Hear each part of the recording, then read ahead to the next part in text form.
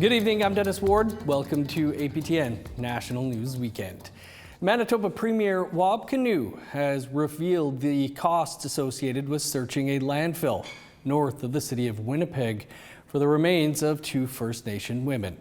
A feasibility study released in July of 2023 found the search of Prairie Green Landfill for Morgan Harris and Mercedes Myron could cost anywhere between $84 million and $184 million. That same study said the search could take up to 3 years and that a successful outcome could not be guaranteed. The search at Prairie Green Landfill officially ended last month. Earlier this year, the remains of both Myron and Harris were located just months into the search. Kinew said the cost of the search was $18 million. Far below the initial estimates. In a statement to APTN News, Kinew said, quote, "The search at Prairie Green Landfill included the highest standard of health and safety for the workers, with trauma-informed mental health supports. Most importantly, the landfill search was successful in returning Mercedes Myron and Morgan Harris home.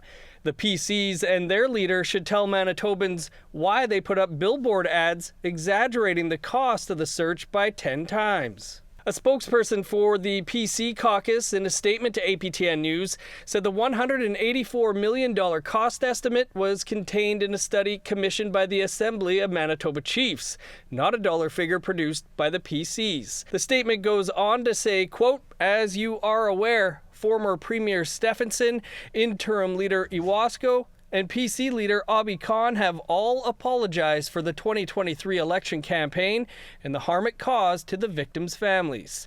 The party did not respond to a question about the amount of money spent on the advertising campaign opposing the landfill search." An urban reserve in Winnipeg is taking its first critical step with the federal government's help.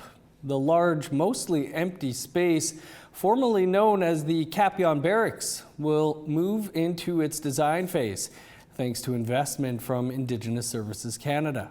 Sav Jonza has more.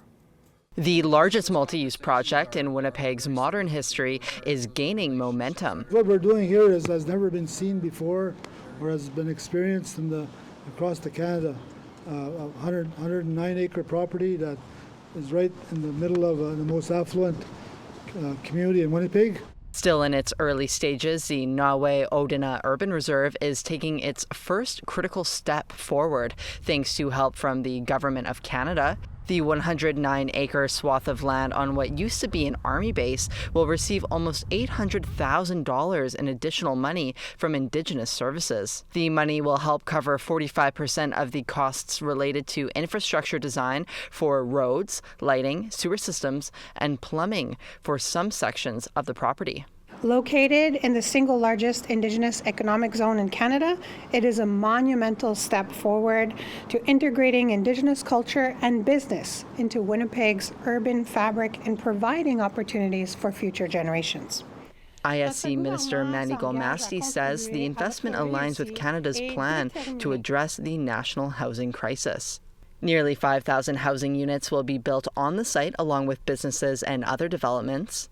Housing, commercial development, education, health, and community space are critical for First Nations. Nawe-Odina stands as one of the largest and most ambitious First Nations-led economic development projects in Canadian history. Nawe-Odina is being developed by the Treaty 1 Development Corporation, a partnership of 7 First Nations. The project began in 2019 and has received a total of $5.5 million in funding from Canada so far. Broken Head Ojibwe Nation Chief Gordon Bluesky says it is important the project has city, provincial, and federal support to succeed. I think it's important for all levels of government to see this urban economic First Nation zone being successful, because it just allows to show what working together looks like. A gas station and convenience store opened on the property this June. It may take more than a decade to finish the project in full. Sav Jonza, APTN National News, Winnipeg. The Canadian Human Rights Tribunal is ordering Canada back to the negotiation table on long-term reform of the child welfare system. Talks have been at an impasse since Chiefs in Assembly voted down a $47.8 billion proposal from Canada in October of 2024. In February of this year, First Nations in Ontario and Canada reached an $8.5 billion agreement, but Canada has refused to consult with other interested parties, like the First Nation Child and Family Caring Society, the National Children's Chiefs Commission, and the Assembly of First Nations. Our reporter, T.R. Wheatley, has the latest. The future of any package on long-term reform of the First Nations child welfare system has been at a standstill for almost a year. But in a ruling dated August 20th, the Canadian Human Rights Tribunal says it is time for swift action. Canada has been urging the CHRT to approve a deal it reached with the Chiefs of Ontario and Anishinaabe Nation in February. The federal government believes that $8.5 billion deal could help negotiations on a national level. However, the tribunal disagrees and is directing the feds to proceed on both the Ontario Agreement and the national long-term reform. The tribunal is urging Canada to return to the table of negotiations to listen to the National Children's Chief Commission, the Assembly of First Nations, and the First Nations Child and Family Caring Society in order to avoid the possibility of an imposed final solution. The tribunal has given Canada until August 29th to decide whether it will begin negotiations. Should Canada refuse to return to the table, the tribunal says it will hear the co-complainant's solutions and choose between the long-term reform requests. The tribunal wants to see a comprehensive national long-term reform plan on child welfare submitted within 4 months. Caring Society Executive Director Cindy Blackstock said they were still reviewing the decision, but welcomed the tribunal's recognition of the National Children's Chiefs Commission. Blackstock says in the meantime, Canada needs to stop wasting time and money and show it is serious about ending its discrimination by following the tribunal's orders and stop harming children. T.R. Wheatley, APTN National News, Winnipeg. Thanks, TR. An East Coast hip-hop group is readying their 10th album. That story and a whole lot more coming up after the break.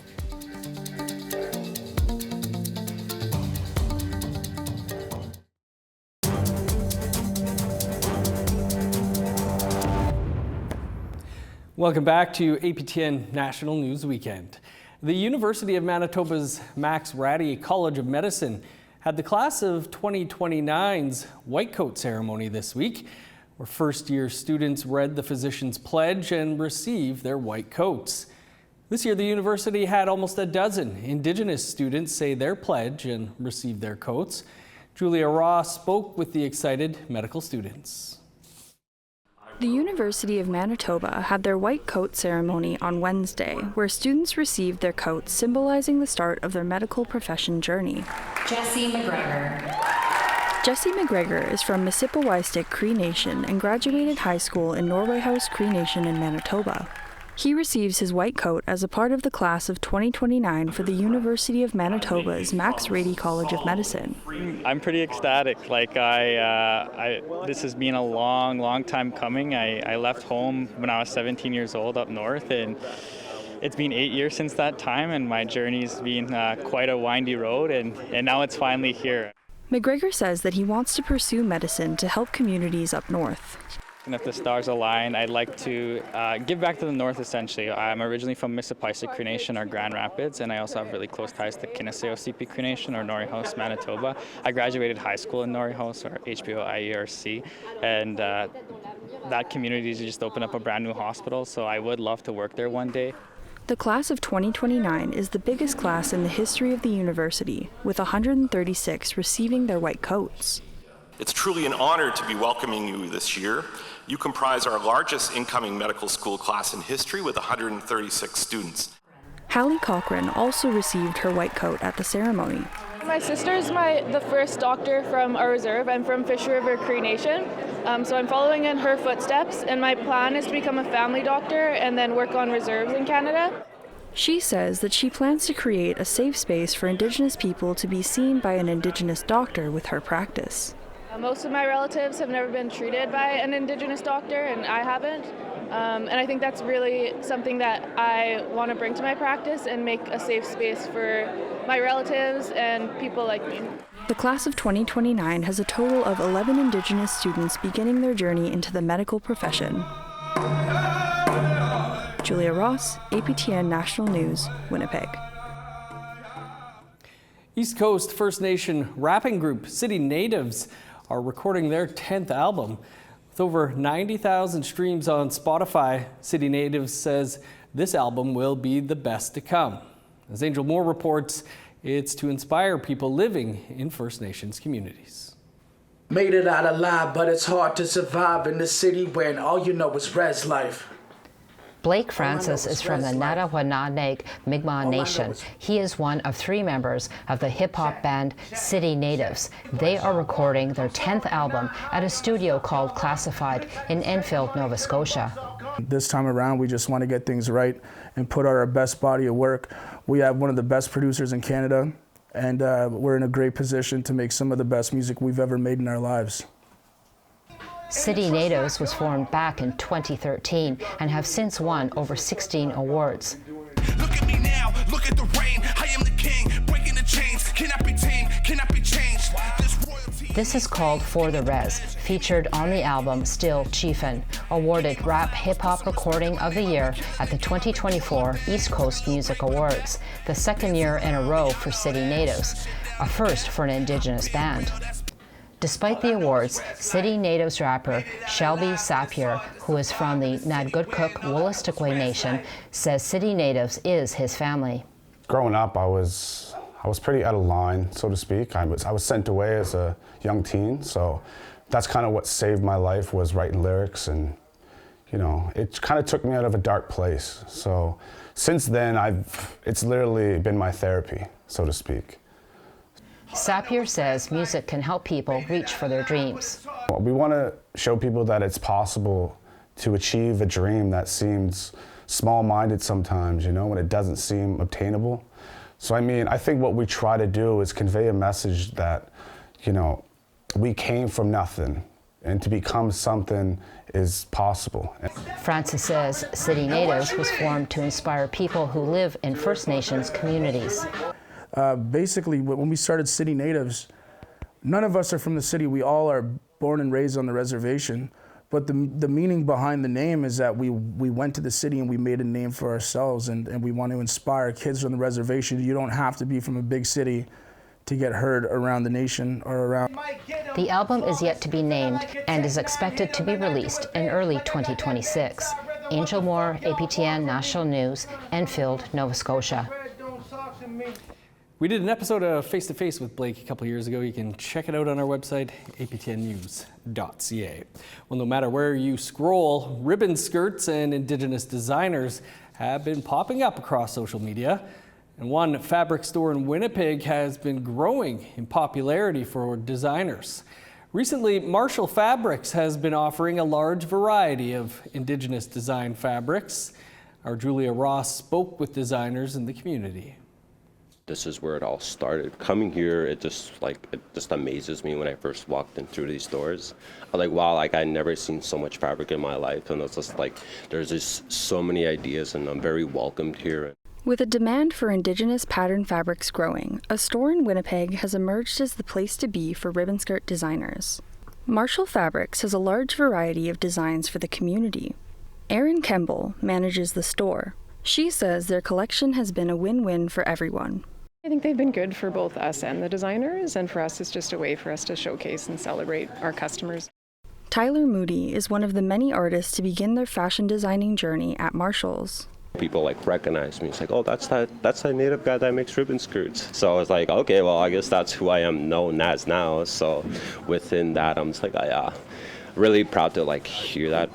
Moody is from Nelson House Cree Nation in northern Manitoba. He says that he is proud of the community he comes from and wants to inspire youth. As a man for myself, like it's really rare to find someone doing this work. So for me to be breaking those barriers to show not only myself as a man, but for those younger male and youth who also want to do the same thing. Olga Roskoff is also a designer. She began working at Marshall's 27 years ago. She's been sewing for 45. 2 years ago, her sister suggested getting into the ribbon skirt business. My sister Danielle, who lives up in DePaul, suggested that we get into this, and of course I've tried many times doing craft tables and stuff like that, but they never worked out, and I thought, well, this is not going to work out. I was very negative about it, but we said, well, let's try. So we did, and now it's accelerated to the point that I must have made over 500 skirts in the last over 2 years. Now, her and her sister run their two businesses, Clanware and OG Creations. My two younger sisters, they do the ribbon work. They iron the ribbons all on, and then I put them together. So I have massive piles of skirts ready to be sewn. Olga says she buys all of her materials here and is part of a thriving community. I've met a lot of beautiful people working in this industry. Moody taught himself to sew over the past 8 months. He's been very successful with his designing. So much so that he is now teaching young people how to design and sew their own ribbon skirts and dress shirts with ribbons. So many well-gifted and talented youth that want to be heard and seen. So within that, I continue to spread that awareness for them, and just to know that they do really matter, because there's days on days where they just don't know if they matter.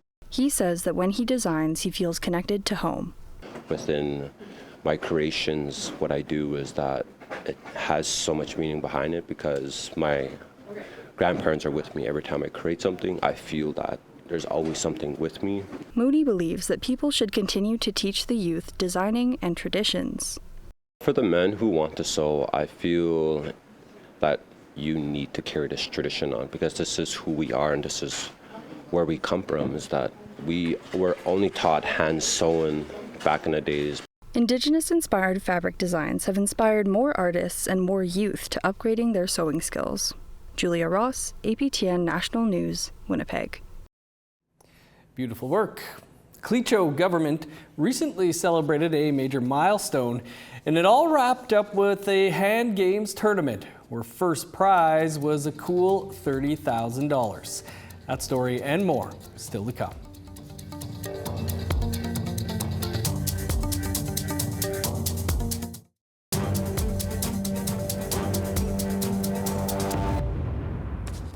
Welcome back to APTN National News Weekend. The Tlicho government have wrapped up a week-long celebration of the 20th anniversary of the Tlicho Agreement. Video journalist Bruce De La Cruz was on the ground to capture the events. Tlicho citizens from across the Northwest Territories were in Tlicho to celebrate the signing of the Tlicho Agreement.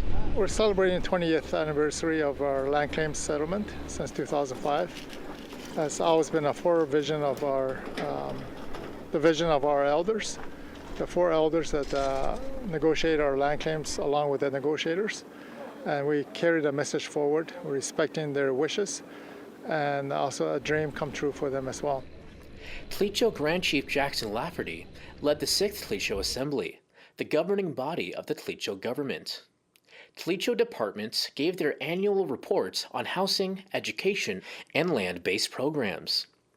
With the politics going on inside, family activities were going on outside. Food and craft vendors, drum dances, and a talent show. Nomination for the next Grand Chief of Tlicho government was held on Friday, August 15th. Jackson Lafferty was nominated to run again.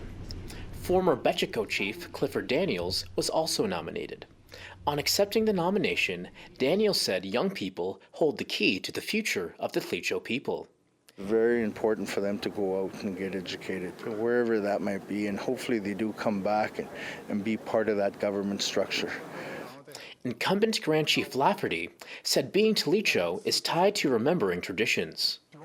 We're identified as a Tlicho person, and just the knowledge and the information that we share amongst a group here, and strong rooted in our cultural way of life, our language.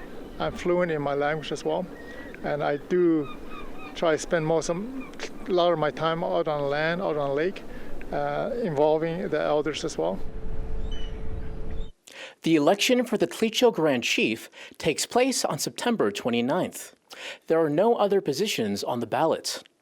Current Tlicho members aged 18 and over can vote in person in Tlicho, Wequity, Wati, Gamity, and Yellowknife on Election Day, with advanced online and mail-in voting options also available.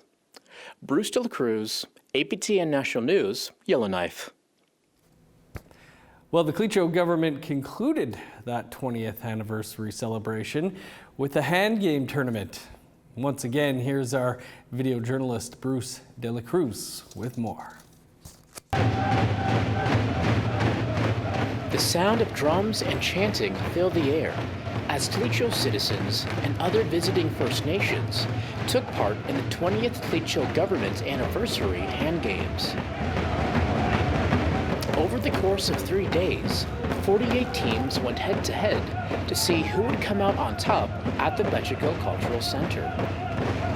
Each team had 9 players who took turns hiding objects in their hands while the other team guessed which hand the object is in, scoring a point for their team. After a predetermined amount of points is reached by a team, that team wins. Teams from all over Northwest and Yukon territories came to participate. On the final day, the room filled and seats were at max capacity as spectators watched eagerly to see who would take home the grand prize. Finally, after 3 days of back-to-back matches, 2 teams from the Yellowknives Dene First Nation came out on top.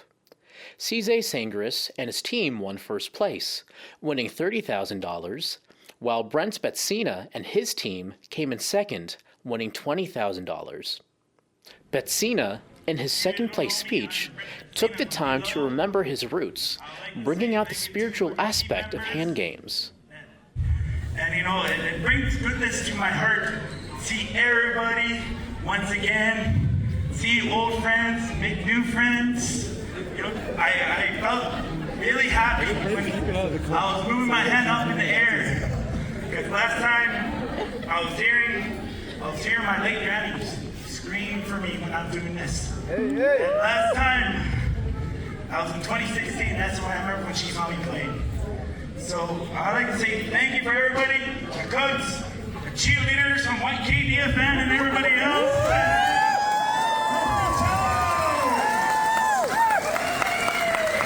Bruce De La Cruz, APTN National News, Yellowknife. Congrats to the winners. That's a nice payday.